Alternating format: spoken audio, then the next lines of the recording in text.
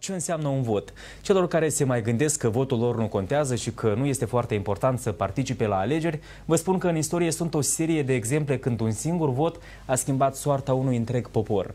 În anul 1876, un singur vot a decis soarta regimului constituțional din Franța, unde a fost lichidată monarhia și instituită Republica. Așa e. Istoria cunoaște nenumărate exemple când un singur vot era decisiv. Dar ce ar trebui totuși să votăm și care sunt practicile internaționale? Vorbim cu domnul Veceslav Berbeca, reprezentant IDIS Viitorul. Bine ați venit! Și doamna Aneta Gonța, cercetător media. Bine ați venit! Domnul Berbeca, sunteți unul din inițiatorii mai multor campanii de motivare și mobilizare a cetățenilor de a participa la vot.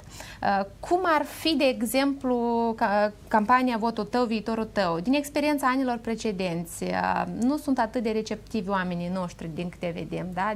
Nu prea... Sau cât de nu receptivi, vor de să fapt, iasă au la fost? vot, da? Deci, din experiența anilor precedenți, nu prea oamenii ies la vot, mai ales tinerii. Ce se face acum ca să se schimbe situația? Da, putem constata într-adevăr o descreștere a celor care ies la vot în ultimul timp. Asta arată datele ultimilor alegeri. Probleme sunt sau cauze ale acestei situații ar putea fi o mulțime. În primul rând, sau ați vorbit azi dumneavoastră, am urmărit ce au spus alți colegi. Una dintre cauzele principale este dezamăgirea pe care o au cetățenii noștri față de procesul politic, față de felul cum Republica Moldova evoluează, față de calitatea vieții și multe alte probleme la care probabil ne vom referi cu altă ocazie.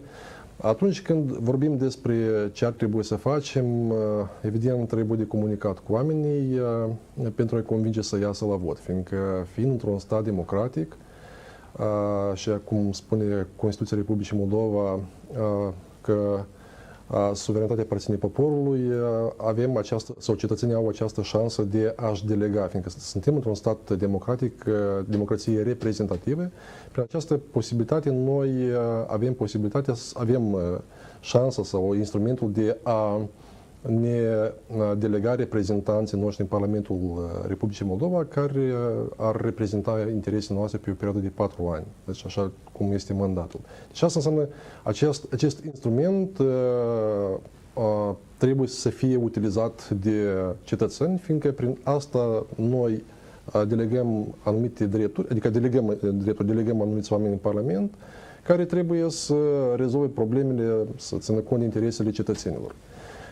Votul este o posibilitate foarte bună, pe de o parte, de a sancționa pe cei care nu s-au ținut de cuvânt, adică pe deputații care au zis una și au făcut alta, și dimpotrivă de a-i sprijini pe cei care s-au ținut de programul lor politic, care nu au fost populiști, dar au avut un program pe care l-au implementat. Și evident, deci cum am mai spus, această posibilitate trebuie utilizată de cetățeni, trebuie folosită, fiindcă este un drept de care noi trebuie să ne folosim pentru a avea reprezentanții noștri în Parlamentul Republicii Moldova. Doamna Gonță, din experiența mea de jurnalist, am mers prin diferite localități din Republica Moldova, vorbesc cu oamenii, dezamăgire, votul meu nu contează, nu are rost să merg, oricum nu va schimba nimic. Dacă votul meu ar schimba ceva, atunci nu ar mai fi organizate alegeri, cu siguranță. Ați văzut acest citat pe Facebook sau alte rețele de socializare.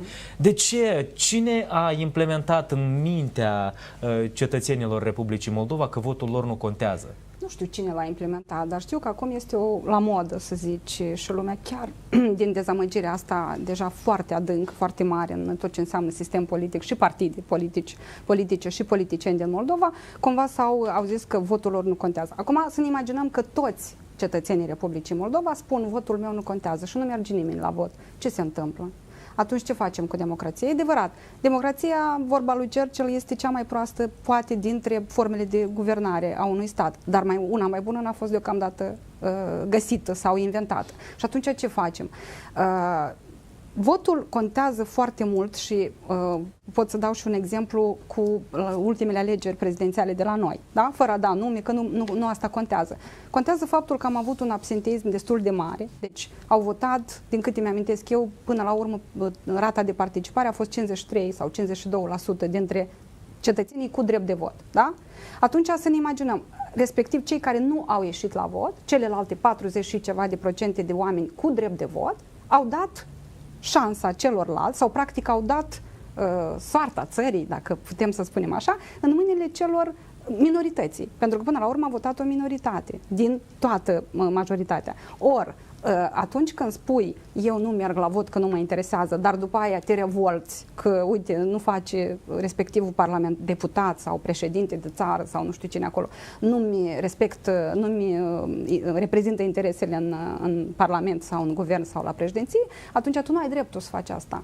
Dreptul la vot este un drept cucerit cu sânge. Noi l-am primit, noi cei care ne-am născut aici în statul ăsta, Republica Moldova, nouă ni s-a dat, practic, da? Și avem și o Constituție care ne garantează.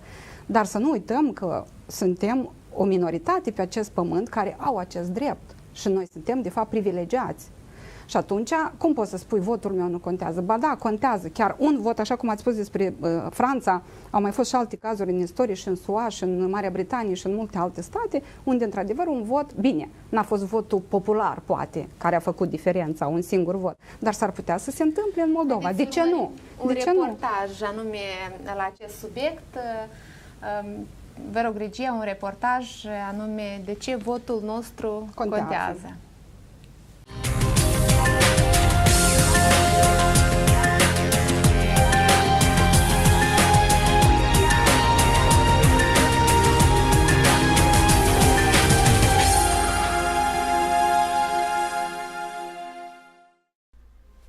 Abraham Lincoln a numit democrația guvernarea poporului de către popor și pentru popor. Iar dreptul la vot, unul dintre cele mai mari drepturi pe care oamenii liberi îl pot avea. Acesta plasează puterea în oameni și le permite să ia decizii. Votul este un drept pentru care, pe parcursul istoriei, s-au dus războaie și s-au sacrificat popoare. Este un drept pentru care oamenii continuă să lupte și de care milioane de oameni din întreaga lume încă nu se bucură. Dacă vă întrebați ce poate schimba un vot, să ne amintim de Franța, o țară în care se respectă democrația și drepturile omului, dar și asta datorită unui singur vot. Cel mai cunoscut caz în care un vot a contat cu adevărat, în sensul în care un vot care l-a obținut, să spunem așa, o parte a unui organ legislativ, așa, a decis istoria nu numai a unei țări, dar și a lumii întregi. Vorbim de Revoluția franceză, da? De abolirea monarhiei și declararea Franței, sau declararea Republicii în Franța, deci abolirea monarhiei. Deci este cazul cel mai cunoscut și cel mai la îndemână pentru cei care vor să înțeleagă faptul că fiecare vot contează. Deci, după cum se știe, în urma acestui vot, Franța s-a declarat republică și, dacă vreți, idealurile Revoluției franceze au devenit realitate în lumea întreagă pe parcursul următoarelor 2 secole și vorbim aici de valori universale, precum ar fi drepturile omului, vorbim de dreptul cetățenilor de a-și alege reprezentanții săi și așa mai departe. În general, tot ce ține de conceptul, de practicile democrației este o moștenire a acestei revoluții franceze. Zeci de exemple în care un singur vot a decis cursul istoriei avem și în Statele Unite ale Americii, și anume pe parcursul secolului 20, la alegerile locale, când un vot a înclinat balanța în favoarea unui sau altui candidat. Unul din primele cazuri din secolul 20 a fost semnalat în acest sens în 1910, atunci când reprezentantul Partidului Democrat, în care se candida în statul New York, a câștigat la o diferență de doar un vot în fața contracandidatului său republican. Asemenea cazuri au fost constatate ulterior, în anii 70, mai ales anii 80, într-o serie de state americane, precum Utah, Maine, Massachusetts și altele. Adevărul că sunt și studii pe această temă care documentează foarte, foarte detaliat această chestiune și care are menirea să aducă aminte alegătorului că orice vot contează. Republica Moldova nu e o excepție. Avem o mulțime de exemple când unii candidați electorali au rămas în urma contracandidaților săi din cauza unui singur vot. Astfel, în cadrul alegerilor locale din anul 2010, comunistul Dmitri Boccovar din Albota de Sus, Taraclia, a fost votat de 437 de alegători, iar independentul Victor Piculski de 438. La Logofteni, Fălești, candidatul PCRM, Cuiban Vitalie, a fost devansat cu un singur vot de democratul Iosif Gudlevski. Pentru candidatul comunist au votat 309 persoane, în timp ce pentru cel democrat 310. La alegerile locale din 2015, cu doar 2 voturi mai mult, a fost ales primar de Cania Cantemir Natalia Salciuc. Pentru aceasta au votat 643 de persoane, în timp ce pentru candidatul comunist Tudor Munteanu 641. Și lista poate continua. Istoria ne demonstrează că un singur vot poate realiza schimbări și întorsături neașteptate.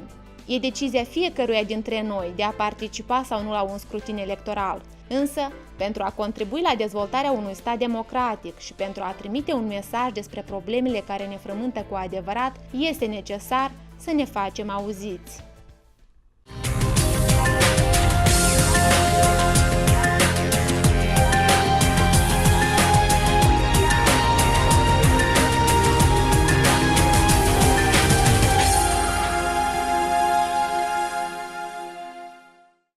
După cum v-ați convins din acest reportaj, un singur vot contează și la case mai mari. În Republica Moldova nu este o excepție, domnule Berbec, am văzut aceste exemple la nivel internațional când un singur vot a schimbat soarta unui stat. Cum credeți, în ce măsură Republica Moldova și în special privind sistemul electoral mixt ar putea avea nevoie de acel vot sau acel cetățean care se mai gândește, stă la dubii, merg, nu merg, sau ce înseamnă acasă? un vot în acest nou Într-adevăr, orice vot contează, e adevărat, dar atunci când vorbim despre schimbarea sistemului mixt, cred că relevanța votului a crescut. Nu că este mai important, dar relevanța unui vot, să spunem așa, a crescut foarte mult în comparație cu sistemul precedent, fiindcă au fost aduse acum câteva exemple de către colegii dumneavoastră, unde în mai multe localități din Republica Moldova, în timpul alegerilor locale, unii primari au câștigat primăriile la o diferență de un singur vot. Deci asta a însemnat că votul unui cetățean, adică un singur vot, contează foarte mult. Acum, ținând cont de faptul că a fost schimbat sistemul electoral, 51 deputați vor fi aleși pe circumscripții uninominale. Primul deputat sau candidatul care va avea cele mai multe voturi, asta înseamnă că va câștiga din primul tur, adică nu avem turul 2. Și asta ar însemna deodată că, adică asta dă importanță foarte mare a votului la nivel local, adică haideți să exemplificăm.